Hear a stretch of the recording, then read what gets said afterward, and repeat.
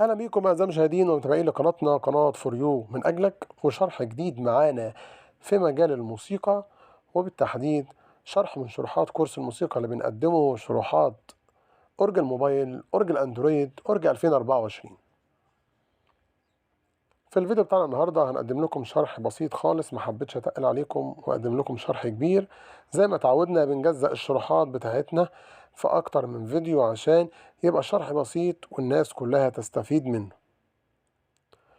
في شرحنا النهاردة هقدم لكم شرح ازاي تقدر تسحب ايقاع من اي سيت.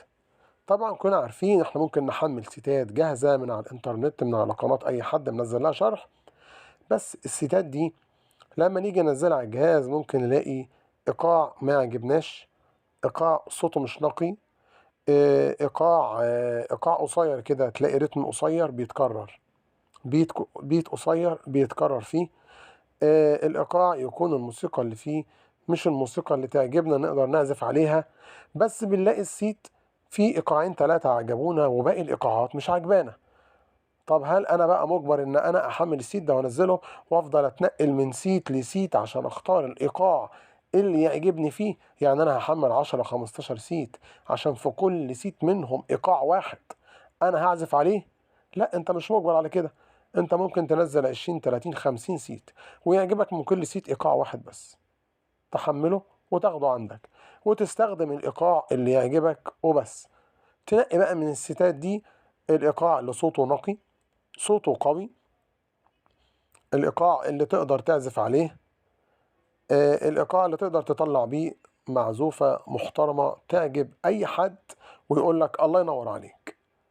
إذا دلوقتي نقدر نسحب أي إيقاع من أي سيت. أقدر أسحب إيقاعات السيت كلها، أقدر أخد إيقاع واحد بس وأجي في السيت بتاعي اللي أنا بجمعه على مزاجي على كيفي، وأروح مجمع الإيقاعات دي كلها فيه بمجموعة الأصوات اللي أنا جمعتها، ويبقى أنا كده عملت سيت متولف على مزاجي بجمع فيه كل الحاجات اللي أنا بحب أعزف بيها. لو أنا غاوي أعزف زمر وبس يبقى أنا أجمع أصوات الزمر مع الإيقاعات اللي ينفع أعزف عليها زمر. لو أنا بعزف زمر وربابة قصب كلام من ده، أقدر إن أنا أجمع الحاجات دي مع مجموعة الإيقاعات اللي تمشي معاه. يبقى أنا بوزع شغلي وبقسمه تقسيمة كويسة على حسب ما أنا بحب أعزف. في ناس بتحب تعزف راي، في ناس مش بتحب تعزف راي خالص، فإذا ما تستخدمش إيقاعات الراي، تستخدم الإيقاعات اللي تنفع مع الزمر ومع الربابة والإيقاعات الشرقية والحاجات دي. فإذا بقى متاح لي إن أنا أسحب أي إيقاع أو أي صوت من أي سيت وأجمع المجموعة اللي أنا بحب أشتغل عليها وأجمعها كلها في سيت على مزاجي أنا.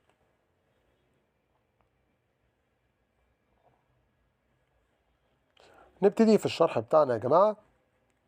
بنطلع نفتح تطبيق الأورج بتاعنا.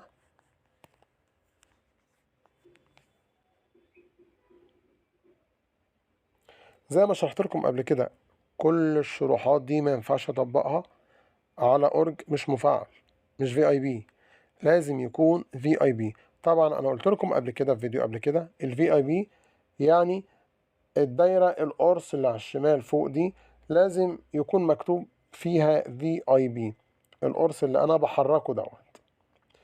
لو ده مكتوب فيه في اي بي يبقى انت هتقدر تنزل سيت، هتقدر تحمله على الأورج تعزف بيه، تقدر تعمل إضافة لإيقاع، تعمل إضافة لصوت، تقدر تسحب الصوت أو تسحب الإيقاع، تعدل كل حاجة في الأورج، تشتغل بيه كأنك شغال على أورج احترافي. ما يتبقاش غير إن أنت تركب عليه الميدي كيبورد وتعزف بيه كأنك بتعزف في حفلة. وكمان تقدر توصل عليه كيبورد الكمبيوتر وتعزف بيه، وهنزلها لكم وهعزف لكم على كيبورد الكمبيوتر بعد كده في فيديوهات جاية إن شاء الله. أنا قبل كده عملت لكم على القناة فيديو إزاي أقدر أعمل كيبورد للعزف، وعملته وجهزته ووصلته وجربته قدامكم. هوريكم بقى في الفيديوهات الجاية إزاي أقدر أعزف عليه بشكل احترافي. دلوقتي إحنا هنحمل سيت زي ما قلنا، النسخة دي في اي بي، هنحمل سيت عشان خاطر نقدر نسحب منه إيقاع. أوريكم الشرح إزاي.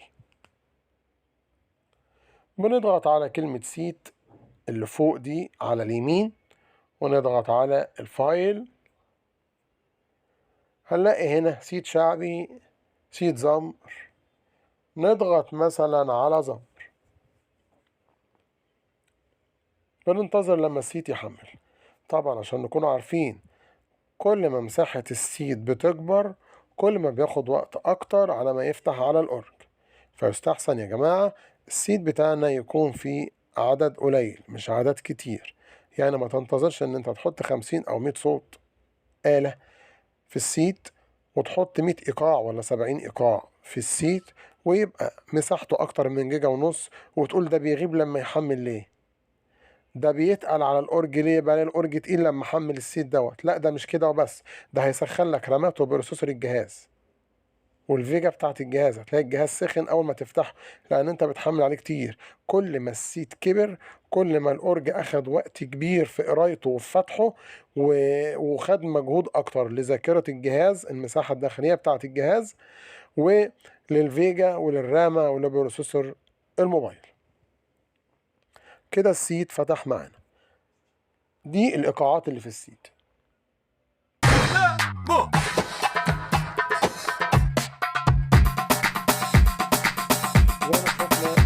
زي ما احنا شايفين السيت دوت فيه شوية إيقاعات كده مميزة.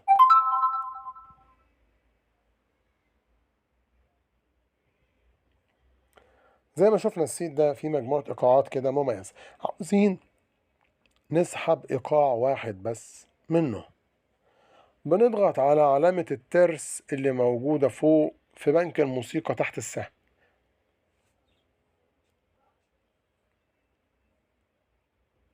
بنلاقيه فتح لنا الإيقاعات اللي موجودة. ممكن نعمل تشغيل ونسمعها. ده واحد، ده التاني،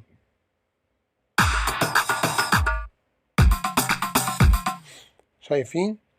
أي سيت من دول نقدر نحمله وناخده. نختار مثلا ده. تمام.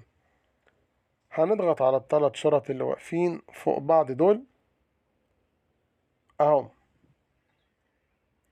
عندنا اقسام، خيارات، اعادة تسمية لو عاوز اسمي الصوت ده اسم على مزاجي انا، وفي حفظ الى ملف. بنضغط على حفظ الى ملف. هنا بيقول لي تقدر تحمل السيت ده في ستورج ايميليتد زيرو اورج ستايلي، وهو السيت اسمه احمد سيد. تمام. عاجبني المكان دوت بقول له اوكي احفظ لي فيه انا عاوز انزله هنا. نضغط على حسنا وننتظر لما يحمل. طبعا لو الايقاع دوت مساحته كبيره، في ايقاعات مساحتها ممكن تكون 500 ميجا 200 ميجا 300 ميجا، في 50 ميجا 20 ميجا على حسب مساحته. كل ما مساحته كبرت كل ما غاب معايا على ما عمل حفظ على الجهاز. هننزل الأورج تحت وندخل على الملفات عشان نجيب الصوت اللي حملناه.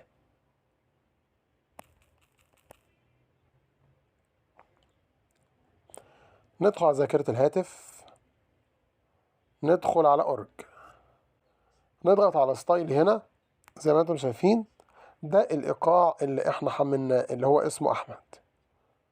طبعا هتقولي شغل الإيقاع ده أنا عاوز أسمعه. لا ما ينفعش يشتغل، ده متسيف بصيغة معينة. الصيغة دي بتقرأ على الأورج، يقدر الأورج يفتحها ويشغلها واسمع صوتها، لكن ما اقدرش اشغله على ميديا على الموبايل او على الكمبيوتر. ما يقراش، ما عنديش الصيغة اللي تشغله. دي صيغة برامج، صيغة لغة برمجية اقدر افتحها على برنامج الأورج.